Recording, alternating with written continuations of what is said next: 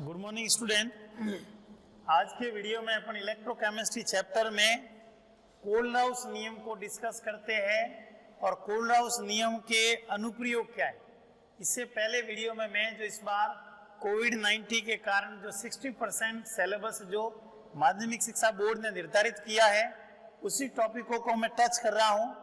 पूरे चैप्टर को इसमें अपन डिस्कस नहीं कर रहे हैं जिससे कम टाइम में 60% सिलेबस हो जाए अपना। तो इसके अंदर इससे पहले वीडियो में अपन ने विद्युत अपघट्टीय विलयन, conductance, specific conductance, molar conductivity, इस पर डाइल्यूशन का क्या इफेक्ट होता है, तनुता का, उसको डिस्कस किया था। उसके बाद में कोल्ड-हाउस का नियम क्या है कि अनंत तनुता पर मोलर चालकता ज्ञात करने के लिए कोल्ड-हाउस ने नियम दिया। इस नियम का एक और नाम है स्वतंत्र आयनों के अभिगमन का नियम। स्वतंत्र आयनों के अभिगमन का नियम, स्वतंत्र आयनों के अभिगमन का नियम, माइग्रेट ऑफ फ्री आयंस। अब इस कोल्ड-हाउस का नियम क्या है? अनंत तनुता पर किसी विद्युत अपघट्य की मोलर चालकता उस अपघट्य में उपस्थित आयन, धनायन तथा ऋणायन की मोलर आयनिक चालकता के योग के बराबर होता है। जैसे इसको फॉर्मूला रूप में अपन लिखेंगे तो EM या lambda M not equal, lambda भी लिखते हैं और कैप M भी लिखते हैं, कई बुक में इसको कैप M भी लिखते हैं और लैम्बडा M भी लिखते हैं। इसको धनायन मतलब lambda not plus plus lambda not ऋणायन। ये कोल्ड-हाउस का नियम है जहां पर लैम्बडा नॉट का मतलब है अनंत तनुता पर मोलर चालकता। जल मिलाकर अपन तनुता बढ़ा रहे हैं और सांद्रता को कम कर रहे हैं, तो ये अनंत तनुता पर मोलर चालकता है और इसको कहते हैं सीमांत मोलर चालकता। सीमांत मोलर चालकता मतलब जल मिलाते जाए जिससे सांद्रता कम करे और तनुता बढ़ाए तो सांद्रता बिल्कुल कम हो जाए, जीरो हो जाए, तो वो सीमांत मोलर चालकता है। और ये अनंत तनुता पर मोलर चालकता है। तो E नॉट M लिखो या लैम्बडा नॉट M लिखो, दोनों सेम है। इसको कहते हैं सीमांत मोलर चालकता, इसको कहते हैं अनंत तनुता पर मोलर चालकता। जो धनायन की अनंत तनुता पर मोलर चालकता और ऋणायन की अनंत तनुता पर मोलर चालकता के योग के बराबर होता है। यही कोल्ड-हाउस का नियम है। वापिस सुनना नियम को, किसी विद्युत अपघट्य की अनंत तनुता पर मोलर चालकता, उसमें उपस्थित आयन, धनायन और ऋणायन की अनंत तनुता पर मोलर जो चालकता है, धनायन और ऋणायन की मोलर आयनिक चालकता, उसके योग के बराबर होता है।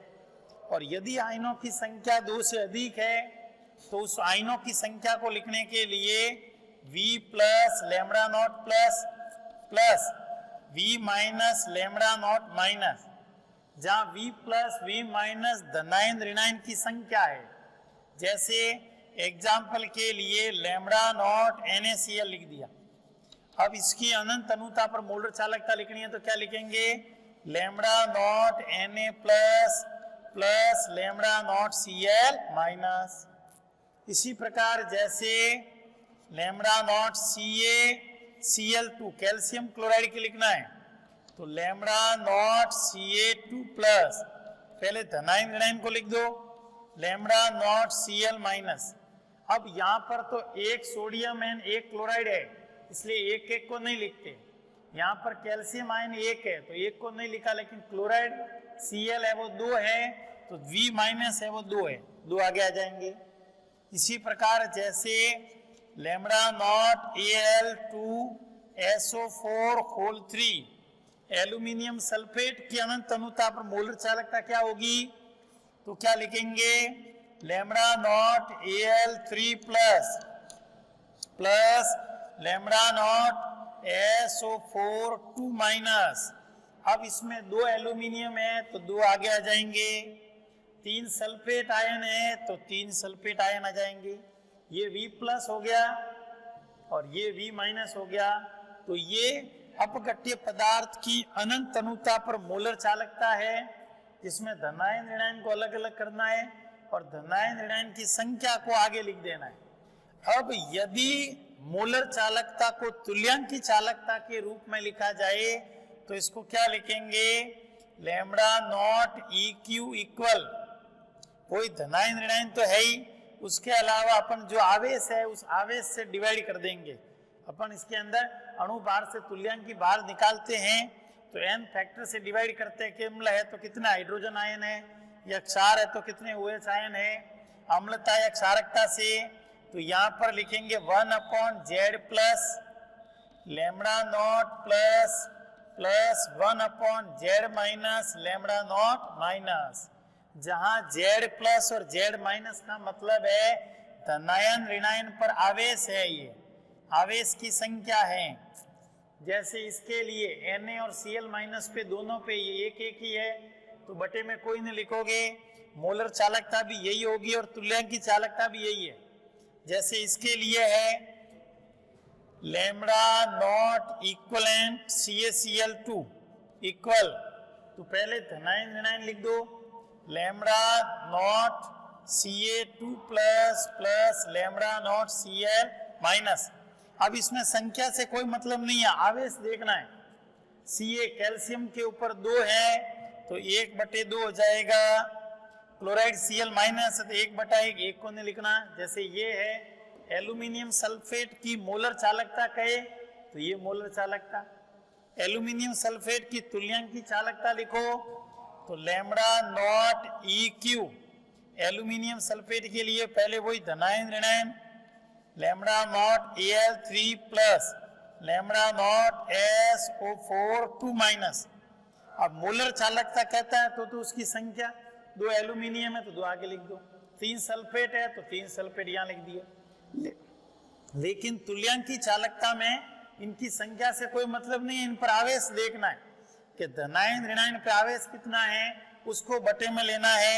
एल्यूमिनियम पे Al3 प्लस है तो 1/3, सल्फेट पे 2 है तो 1/2, तो ये इनकी तुल्यांकी चालकता हो जाएगी। इस पर कोई न्यूमेरिकल क्वेश्चन भी दे देते हैं कि एल्यूमिनियम और सल्फेट की मोलर आयनिक चालकता दी हुई है, एल्यूमिनियम सल्फेट की मोलर चालकता ज्ञात करो या तुल्यांकी चालकता ज्ञात करो। तो यहाँ पे एल्यूमिनियम का मान रख के 2 से गुणा कर देना, सल्फेट का मान रख के 3 से गुणा करके जोड़ दो। तुल्यांकी चालकता निकालनी है तो एल्यूमिनियम के मान को 3 से डिवाइड करो, सल्फेट के मान को 2 से डिवाइड करके जोड़ दो। तो ये कोलराउस का नियम है कि अनंत तनुता पर किसी विद्युत अपघट्य की मोलर चालकता उसमें उपस्थित आयन धनायन ऋणायन जो है इनकी मोलर आयनिक चालकता के योग के बराबर होता है, जिसे स्वतंत्र आयनों के अभिगमन का नियम भी कहते हैं। अब अपन कोलराउस नियम के एप्लीकेशन को डिस्कस करते हैं कि कोलराउस नियम के अनुप्रयोग क्या है। कोलराउस नियम के अनुप्रयोग, इस पे एप्लीकेशन, और इन एप्लीकेशन में से भी न्यूमेरिकल क्वेश्चन बनते हैं। कोलराउस नियम के अनुप्रयोग, application, applications of Kohlrausch law. अब कोलराउस नियम के अनुप्रयोग क्या है, तो पहला अनुप्रयोग है दुर्बल विद्युत अपघट्य के आयनन की मात्रा, दुर्बल विद्युत अपघट्य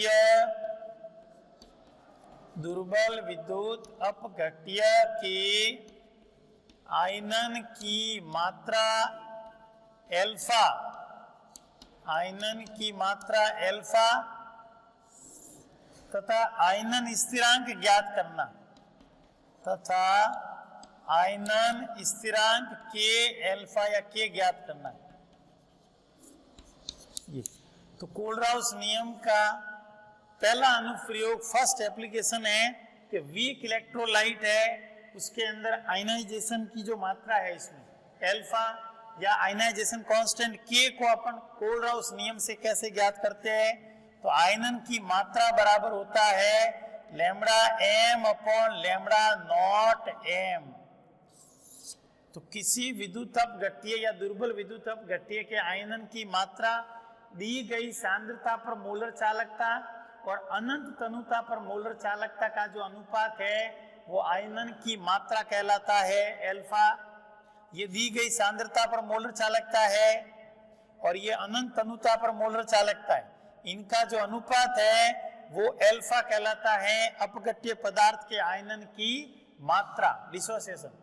अब इसमें अपन को पता है कि लैम्बडा एम बराबर क्या होता है, तो लैम्बडा एम बराबर क्या होता है, कप्पा इंटू 1000 बटे सी या एम, और लैम्बडा नॉट एम का मान क्या होता है, कोलराउस के नियम से अनंत तनुता पर मोलर चालकता धनायन ऋणायन की मोलर आयनिक चालकता के योग के बराबर। तो lambda not positive plus lambda not negative, इन दोनों को इस फॉर्मूले में रख दे तो अल्फा बराबर क्या हो जाएगा, लैम्बडा एम की जगह ये कप्पा इंटू 1000 बटे यहाँ पर ये लैम्बडा नॉट एम ये सी है तो ये हो जाएगा सी लैम्बडा नॉट धनायन प्लस लैम्बडा नॉट ऋणायन। इस फॉर्मूले से अल्फा आ जाएगा आयनन की मात्रा। अब उसके बाद में आयनन स्थिरांक ज्ञात करते हैं, तो माना जैसे कोई भी दुर्बल विद्युत अपघट्य लिया एसिटिक अम्ल, इसका आयनन करे तो CH3COO minus acetate plus hydrogen ion ये। अब माना प्रारंभ में मोल, तो प्रारंभ में अपने पास में एसिटिक अम्ल का 1 मोल है और उत्पाद अभी 0 है। अब साम्य पर मोल निकालते हैं, साम्यावस्था या साम्य पर मोल, तो साम्य पर अल्फा उत्पाद बनते हैं तो अभिकारक कितना रह जाएगा 1 माइनस अल्फा।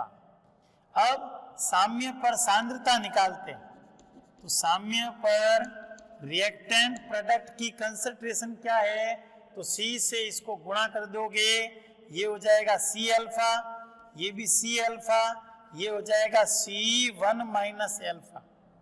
अब उसके बाद में द्रव्य अनुपाती क्रिया नियम लगाओ, तो द्रव्य अनुपाती क्रिया नियम से, द्रव्य अनुपाती क्रिया नियम क्या था, अभिक्रिया का वेग अभिकारक की सांद्रता के गुणनफल के समानुपाती होता है। तो साम्य स्थिरांक या आयनन स्थिरांक के उत्पाद की सांद्रता बटे अभिकारक की सांद्रता, तो CH3COO माइनस H प्लस बटे में CH3COOH। अब यहाँ पर K अल्फा या K बराबर, इसकी जगह लिख दो C अल्फा गुणा, इसकी जगह भी लिख दो C अल्फा बटे में इसकी जगह लिख दो C1 माइनस अल्फा। C से C कट जाएगा तो क्या आ जाएगा K बराबर अल्फा स्क्वायर C बटे 1 माइनस अल्फा। ये कोलराउस नियम से आयनन स्थिरांक आ जाएगा दुर्बल विद्युत अपघट्य का। तो ये पहली एप्लीकेशन है कोलराउस नियम की, कि कोलराउस नियम की सहायता से दुर्बल विद्युत अपघट्य के आयनन की मात्रा ज्ञात कर सकते हैं और आयनन स्थिरांक ज्ञात कर सकते हैं। आयनन की मात्रा अल्फा बराबर होता है lambda M upon lambda not M, दी गई सांद्रता पर मोलर चालकता और अनंत तनुता पर मोलर चालकता का जो अनुपात है वो आयनन की मात्रा कहलाता है। और लैम्बडा एम बराबर अपन को पता है कप्पा इंटू 1000 अपॉन सी होता है, और कोलराउस नियम से लैम्बडा नॉट एम बराबर क्या होता है, धनायन और ऋणायन के अनंत तनुता पर मोलर आयनिक चालकता का योग।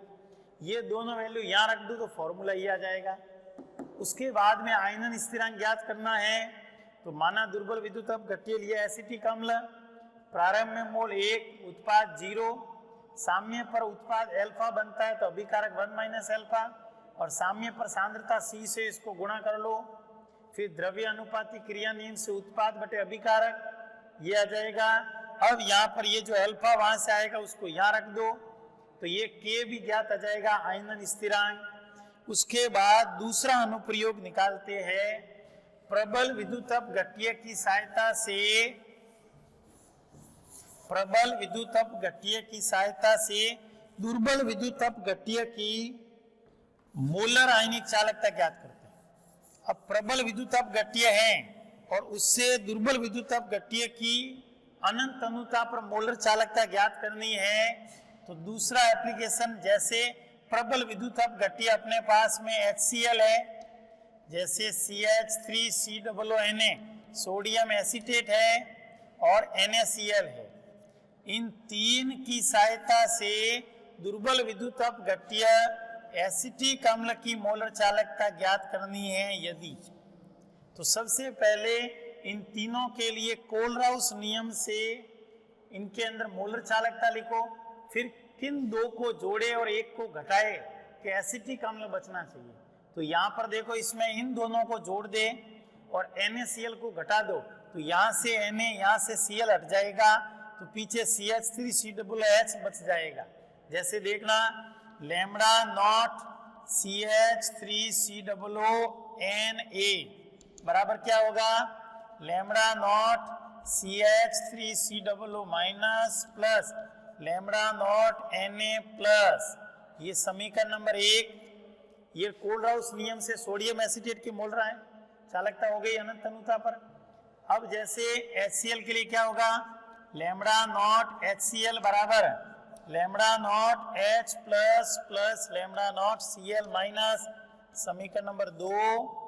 NaCl के लिए क्या होगा, लैम्बडा नॉट NaCl बराबर lambda naught Na plus plus lambda not Cl minus. अब अपन को एसिटिक अम्ल की मोलर चालकता चाहिए, तो समीकरण 1 और 2 को जोड़ दो 3 को घटाने पर।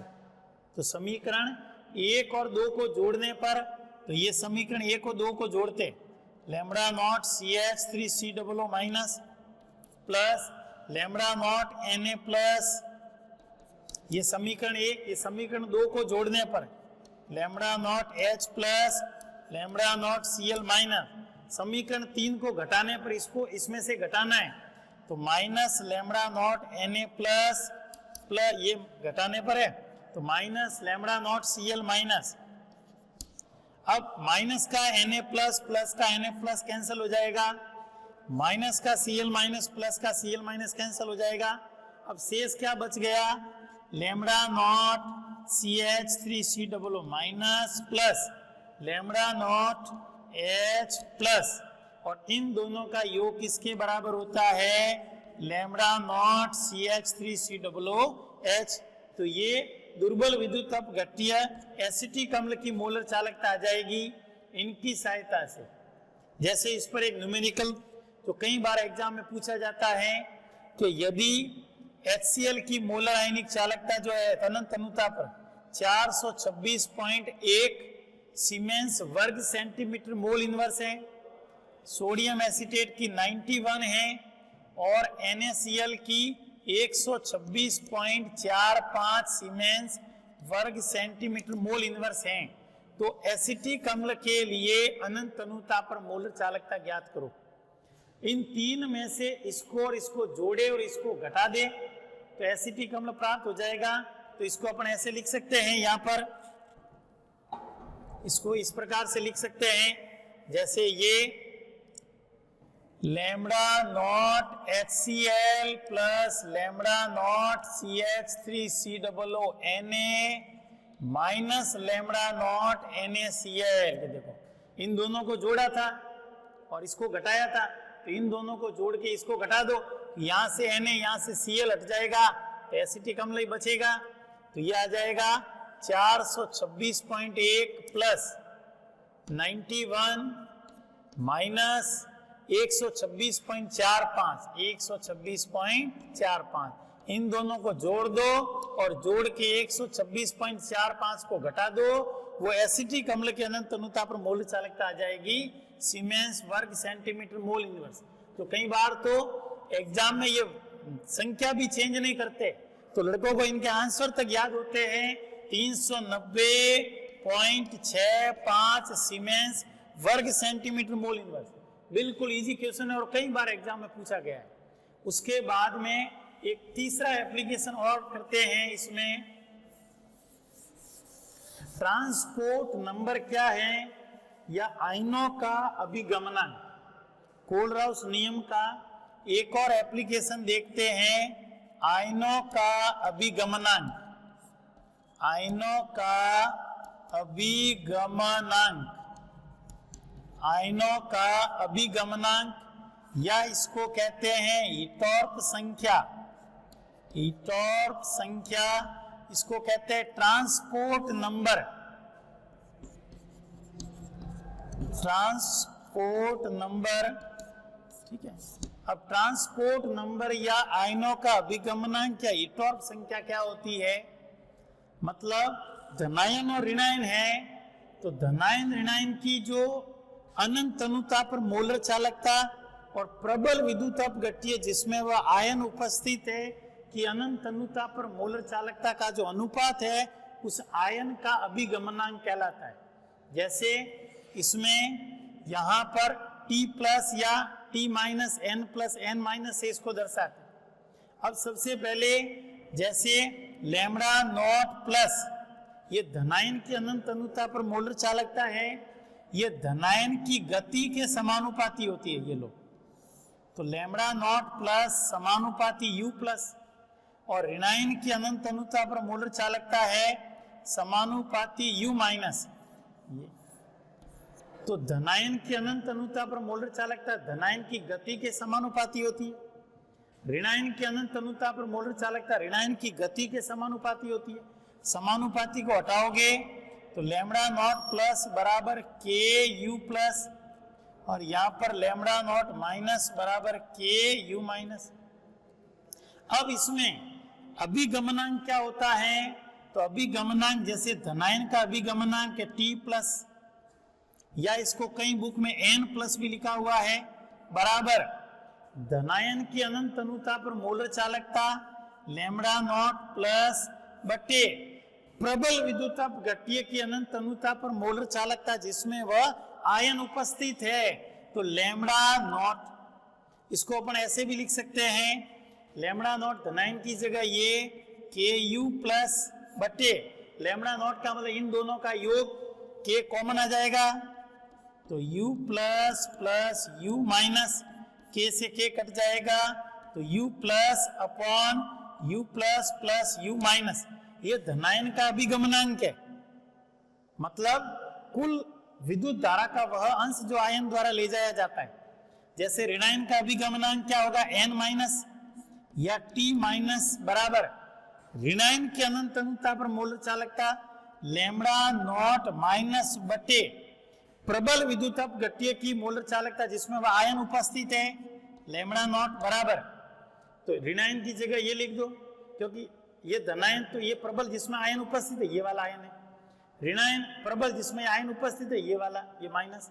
तो यहां पर ऋणायन की जगह ये लिख दो के यू माइनस बटा प्रबल विद्युत अपघट्य इन दोनों का योग, के कॉमन आ जाएगा, u plus plus you minus, के से के कट जाएगा तो u माइनस बटे u plus plus you minus, और इन दोनों को जोड़ दे तो ध्यान रखना t plus plus t minus equal 1। धनायन और ऋणायन के अभिगमनांक का योग हमेशा एक होता है, इन दोनों को जोड़ोगे तो एक आ जाएगा। तो ये आयन का अभिगमनांक या ईटॉर्प संख्या है जिसको ट्रांसपोर्ट नंबर कहते हैं। समझना वापिस, आयनों का अभिगमनांक किसे कहते हैं या ईटॉर्प संख्या क्या होती है, ये ध्यान रखना। इसी को मैं भाषा के रूप में बोल रहा हूं, ये जो फॉर्मूला है इसी को मैं भाषा का रूप दे रहा हूं। ये कि आयनों का अभिगमनांक क्या होता है? आयनों का अभिगमनांक मतलब आयन की अनंत तनुता पर मोलर चालकता धनायन ऋणायन जो भी है, तथा वह प्रबल विद्युत अपघट्य जिसमें वह आयन उपस्थित है। धनायन है तो धनायन इसमें होगा, ऋणायन है तो ऋणायन इसमें होगा। तो आयन की अनंत तनुता पर मोलर चालकता तथा प्रबल विद्युत अपघट्य जिसमें वह आयन उपस्थित है कि अनंत तनुता पर मोलर चालकता का जो अनुपात है वह उस आयन का अभिगमनांक कहलाता है, वह उस आयन का अभिगमनांक कहलाता है।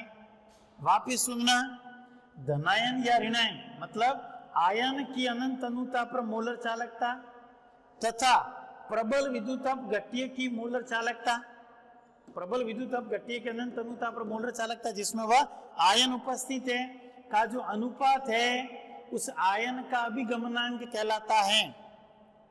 या इसको अपन ऐसे भी कह सकते हैं कि कुल विद्युत धारा, कुल जितने भी आयन उनका अंश, कुल अंश जो है आयन, जो विद्युत धारा जो ले जाई जाती है, कुल आयनों का वह अंश जो विद्युत धारा ले जाई जाती है आयनों द्वारा, कुल विद्युत धारा का वह भाग या वह अंश जो आयनों द्वारा ले जाया जाता है। तो आयन द्वारा विद्युत धारा का जितना भाग ले जाया जाएगा, जितना अंश ले जाया जाएगा, उस अंश को कहते हैं अभिगमनांक। आयन धनायन है तो धनायन का अभिगमनांक, ऋणायन है तो ऋणायन का अभिगमनांक, जिसे ट्रांसपोर्ट नंबर कहते हैं। और धनायन की अनंत अनुता पर मोलर चालकता धनायन की गति के समानुपाती होती है। ऋणायन की अनंत अनुता पर मोलर चालकता ऋणायन की गति के समानुपाती है। तो फिर इससे ये निकाल सकते हैं। तो इसमें कई बार डेफिनेशन वगैरह पूछते हैं, तो डेफिनेशन लिख दो और साथ में ये फॉर्मूला लिख देना कि आयनों का अभिगमनांक किसे कहते हैं, हीटॉर्फ संख्या या ट्रांसपोर्ट नंबर क्या है। तो किसी आयन की अनंत अनुता पर मोलर चालकता तथा प्रबल विद्युतपघट्य जिसमें वह आयन उपस्थित है की अनंत अनुता पर मोलर चालकता का जो अनुपात है उस आयन का अभिगमनांक कहलाता है। या इसको अपन सरल शब्दों में ऐसे भी कह सकते हैं कि कुल विद्युत धारा का वह अंश या भाग जो आयनों द्वारा ले जाया जाता है उसे कहते हैं आयन का अभिगमनांक या हीटॉर्फ संख्या या ट्रांसपोर्ट नंबर। तो ये आज के वीडियो में अपन ने कोलराउस नियम जिसे स्वतंत्र आयनों का अभिगमन नियम भी कहते हैं, इसके एप्लीकेशन क्या थे, कोलराउस नियम और इसके अनुप्रयोग को डिस्कस किया। इन पर न्यूमेरिकल क्वेश्चन भी बनते हैं। ठीक है, थैंक यू।